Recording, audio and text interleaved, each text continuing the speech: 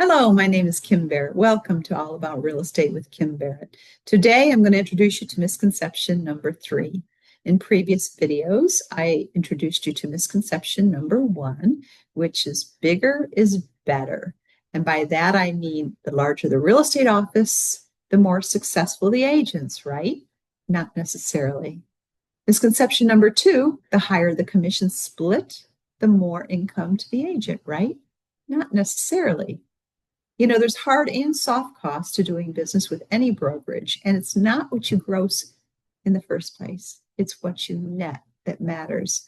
Misconception number 3 is about the sphere of influence. This is a prospecting tactic method that has been taught for decades for new agents and seasoned agents. Grow a sphere of influence. These are family members, friends, neighbors, coworkers, people that know you, love you, respect you, trust you, and want to support you. And begin with them. And there's nothing wrong with the sphere of influence, except when this happens. I had an agent come to me years ago, and I said, Maureen, where does your business come from? And she said, 95% of my business comes from my sphere of influence and repeat and referral business. And she sat up very tall and very proud, sharing that with me. And I said, well, Maureen, that's good and that's bad. And she shrunk a little bit, not expecting to hear that that could be in any way negative. And I said, let me tell you why, Maureen. I said, first of all, it's great because you've obviously done a good job for your clients and they continue to use you and they refer you. It's bad because you're 95% dependent on these people. What happens when they dry up? Nobody's moving, nobody's buying, nobody's selling, there's no referrals, they're all on vacation, they have lives. Life happens. What happens? You put all your eggs in one basket. So that's my concern for agents, along with the fact that in becoming dependent on their sphere of influence, they lost the ability to go out and prospect for new business. They are so used to working with a warm market. They forgot or are now afraid to prospect for new business. And in doing that, they lost the ability to grow their skill sets, to compete for new business, and to win new business from the competition. So they were severely handicapped at the expense of getting some leads from people that they know or who refer them. That's my concern for agents who've been in the business as long as I have, which is over 38 years, and for brand new agents getting in the business and being told to grow their sphere of influence. In my world, sphere of influence business should represent about 40%. And what I'm going to introduce you to today should represent about 60%. So let's get going with misconception number 3. And we already know that misconception number 3 is building a sphere of influence being the key to success. I also want to share at this point, and I'm very transparent. And if you haven't already felt that, you'll get to know me better through these videos, I hope, and you'll see that what's on my mind, I share. I don't hold anything back. If I think it's going to hurt someone or it's going to hold them back, it's going to hinder them, I'm going to be straight out there. I am outside the box with my business practices and some of the things that I've created in the business to help agents, to cut time for agents. And I'm a sharpshooter. I say it how it is. So in my experience, and I just say we are still using the same archaic, traditional methods of prospecting that we've been doing forever. Cold calling, door knocking, expired listings, and ever build a sphere of influence and they will come mentality has got to go. There are better, easier, faster ways to generate business. You just have to think outside the box. Everyone has friends and family to create their network. But again, if that was the answer, if a sphere of influence after all these years was really the answer to growing a long-term successful business, why has the rate of real estate failures continued to remain at 80% consistently annually for the past 40 plus years? I'm going to introduce you now to the antidote or the just the counterpoint. Let's call it the counterpoint to sphere of influence, and it's called specialization. I graduated from college and fell into real estate by accident. I had no sphere of influence. I had not much of anything. As I've shared in another video, no trust fund to start a business, no previous exposure or background in business, and certainly no sphere of influence. But I became a top producer through specialization my first year in business. Specialization drives the public to you alone as you become the expert in your field. It differentiates you from every other real estate agent in your area. So I'm going to just cover a few things. What specialization is, why specialize, how do you specialize, types of specialization. There's so many areas you could specialize. I think my list is 3 pages long. And so I'm not going to share that here, but if you are interested in specializing and getting some more information, I'm happy to send you my list. If you will comment and add your email address, I will definitely follow up with you. I'm going to also chat with you a little bit on the process of specialization and the benefits. Specialization, according to Cambridge, is a particular area of knowledge or the process of becoming an expert in a particular area. I specialized in new construction for 35 years. I could read blueprints right off the bat. I learned new construction contracts.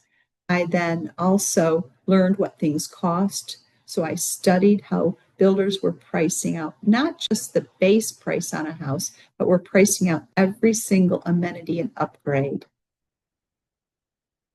Why specialize? Well, it's a secret, as I've said, to becoming a top producer. Drives the public to you alone as you're the expert, differentiates you from everybody else in town, and it generates more consistent referrals than the sphere of influence and promotes the fastest route to personal and professional growth and a higher return on investment. You're no longer just working with people that you know.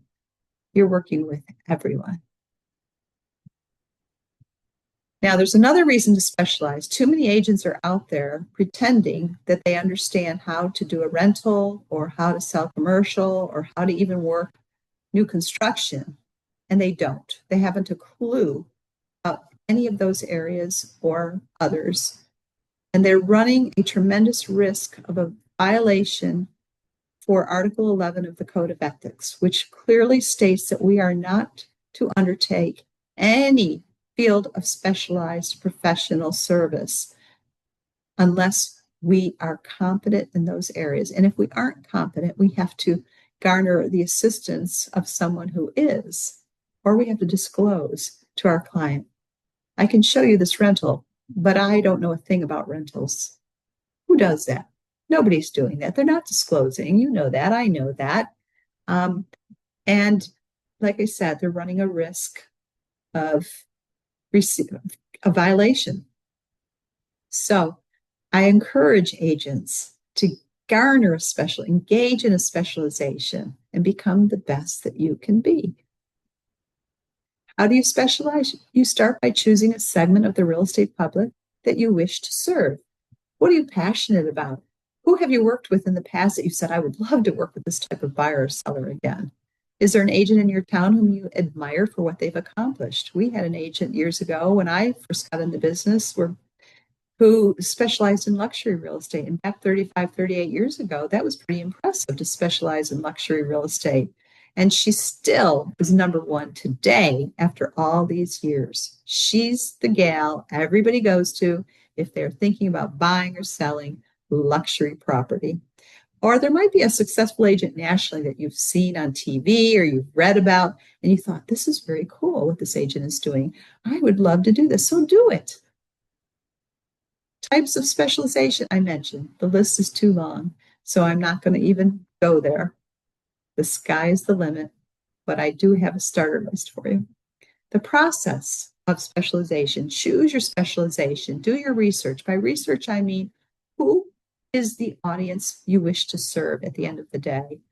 Find out what they want, what they like, what they're buying, how they buy, when they buy, where do they shop, what hobbies do they have, what sports do they play, what clubs do they belong, what books do they read.